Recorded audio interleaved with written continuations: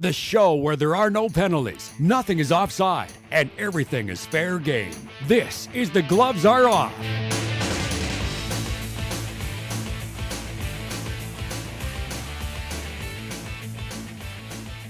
All right, welcome to this week's edition of The Gloves Are Off. I'm Moses Wildo.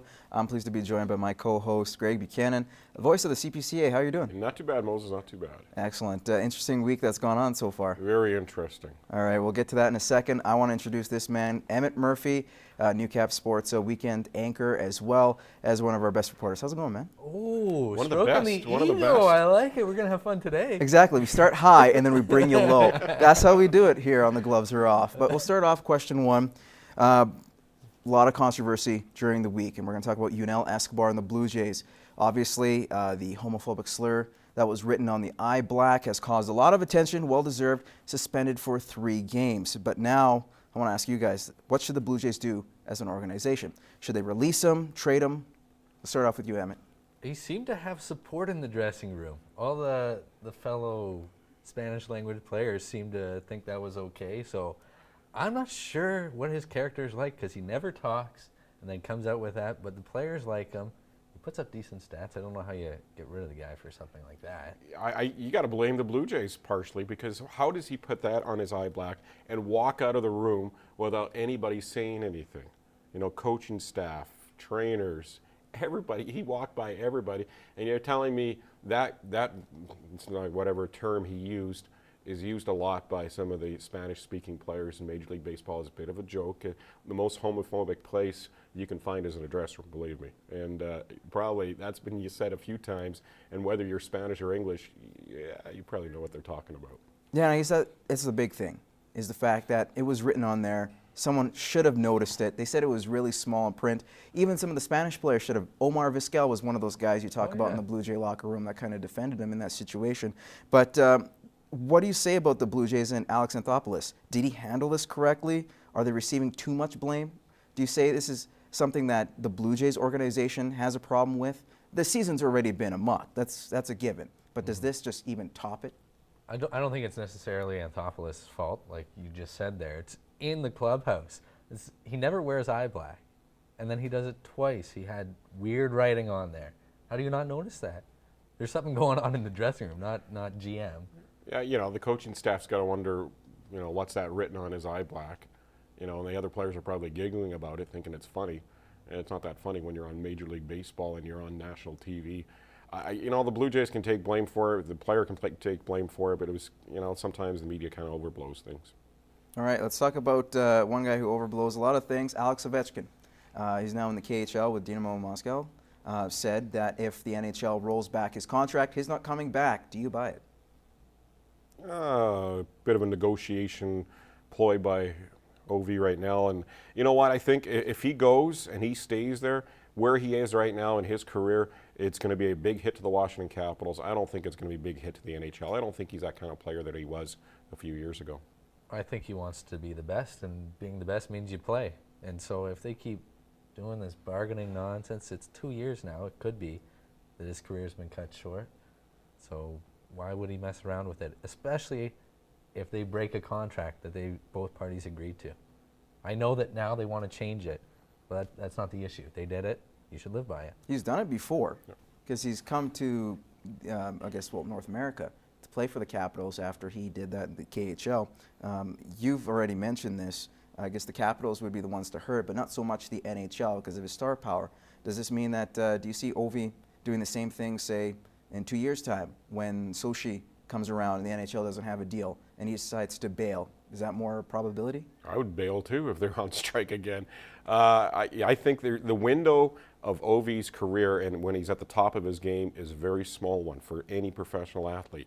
And when you're taking 2 years, possibly 3 years out of that person's career, which is a short one to begin with, all of a sudden his skill at the top of his game is no longer going to be there. And why would he want to play in the National Hockey League if he can make more money over in Russia? Mm-hmm. Yeah, I think he'd want to play for his home country in the Olympics. Definitely, I could see him jumping for that.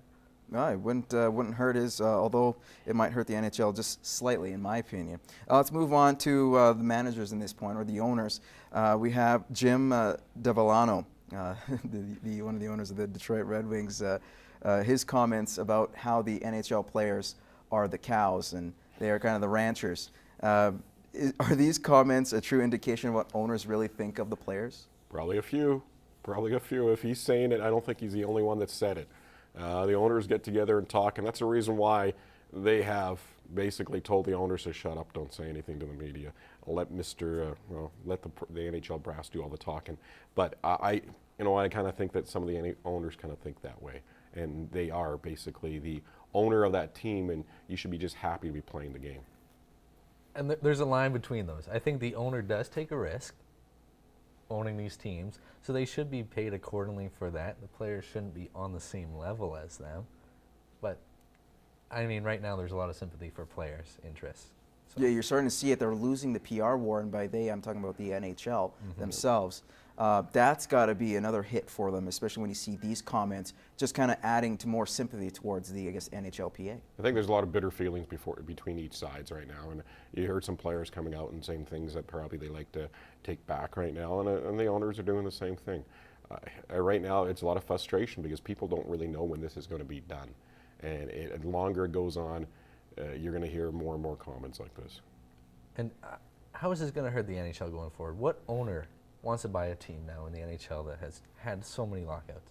I'd never buy a team now, if I had the money. Yeah, and we always talk about those southern markets and where are they going to be. If we lose an entire season, where's Dallas going to be? Where's the Florida teams going to be? Where is Phoenix going to be? And it's going to be tough. And can they rebound? They can rebound in Edmonton. They can rebound in Calgary, and Vancouver, Toronto, Montreal. But can they rebound in the southern states where hockey isn't all to be all? All right, let's keep hockey in North America. Let's talk about the Ontario Hockey League. They want to suspend or curb a lot of those frequent fighters eventually over time. Is this a good move by the Ontario Hockey League, Emmett? I don't think it'll do anything. What is it, 10 fights? I believe you it have was a maximum? How many guys actually have 10 fights in a year? Back in the day, there was a few boys that go on a West Coast road trip. Ken Staniforth's a good friend of mine. He probably would have about 6 or 7 in a road trip. But I really don't like where they're trying to get the hot fighting out of the game. And I'm running the Bandits now, and we were talking about that the other day, where it would there's so much stick work and so much cheap shots behind the play that's going on right now, and all levels of hockey, especially in the junior end of things, that there is nobody in your lineup that you can call upon that is going to get the job done, if you know what I mean.